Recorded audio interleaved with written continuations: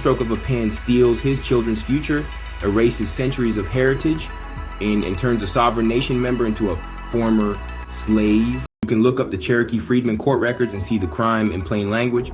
The Dawes Rolls of 1902 listed over 41,000 citizens of the Cherokee Nation, with about 4,900 persons listed separately as freedmen.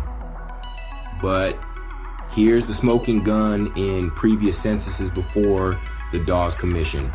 Persons of mixed African and Native American ancestry were simply classified as Native American.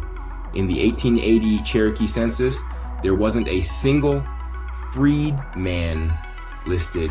Yet by 1907, thousands of people who had been living as Cherokee citizens their whole lives with Cherokee names, speaking the language, were suddenly reclassified based on their appearance. You can read the vile words of men like Walter Plecker of Virginia, who stated his mission was to ensure no mongrel could ever be classified as Indian. In 1943, he wrote that there does not exist today a descendant of the Virginia ancestors claiming to be an Indian who is unmixed with Negro blood, but his own bureau records show these families had been classified as Indian for centuries before his reclassification campaign.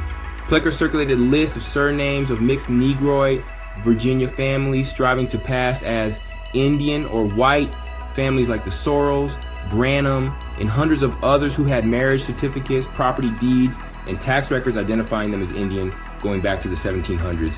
Picture the cruelty of the Dawes Commission, a full-blood Choctaw Lamanite whose family has been on that land since time immemorial, being told he is a freedman by a bureaucrat from Washington who probably couldn't find Oklahoma on a map if you spotted him.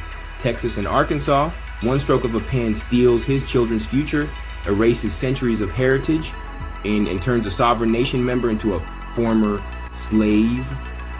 This was their crime. They didn't import us. They relabeled the Lamanite nation they found here. In West Virginia,